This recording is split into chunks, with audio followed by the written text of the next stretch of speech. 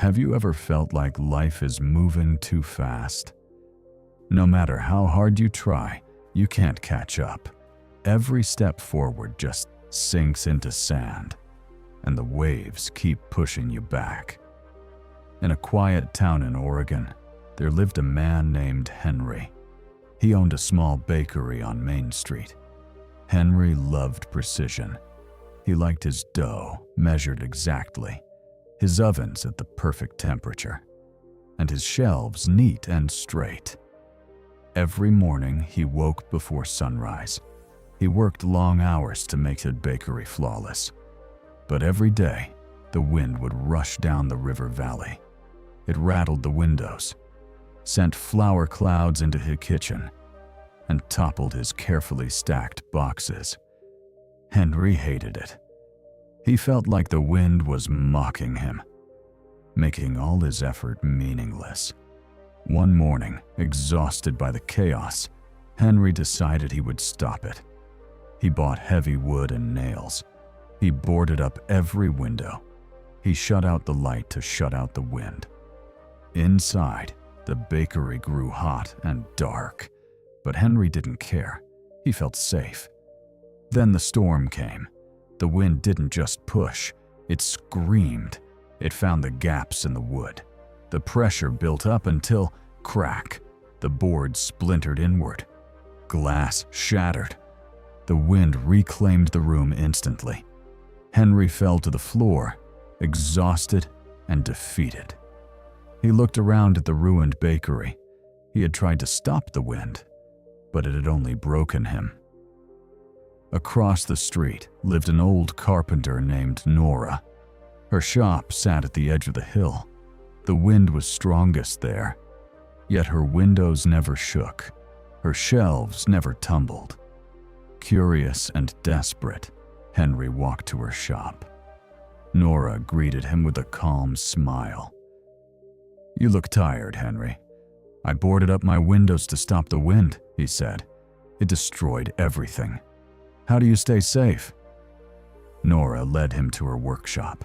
Outside, a slender wind vane spun freely in the gusts. She gestured toward it. "See this?" Henry watched as the metal blades turned easily, catching the wind, guiding it. "It moves with the wind," he said. "Yes," Nora nodded. "I don't fight it. I use it. The wind isn't the enemy. It's energy. It can destroy or it can help. You tried to stop it and broke yourself. I move with it, and it works for me." Henry looked down at his hands, aching from weeks of labor.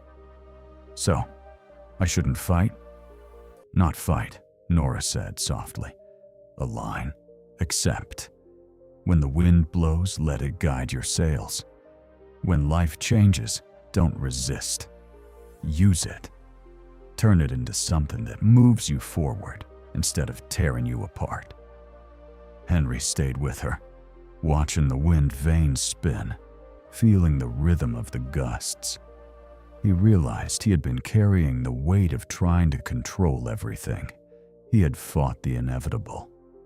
Now he understood. The next day, he cleared the broken wood from his bakery. He built a simple new frame. He attached a small wind fan above the ovens.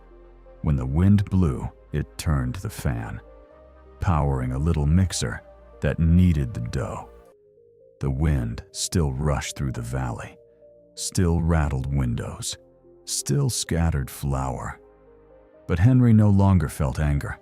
He stood by his counter, listening to the soft hum of the fan, smelling the warm bread baking, and felt calm. The wind hadn't gone away. He had stopped fighting it. And in doing so, he had found a quiet strength he didn't know he had. Sometimes life pushes hard. Problems come without warning. But strength isn't in standing rigid and resisting.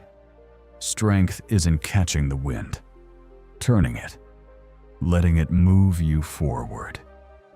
And maybe, just maybe, the storm isn't there to destroy you. It's there to show how much you can rise. The valley still whispered with the wind, but Henry's bakery was alive. And so was he.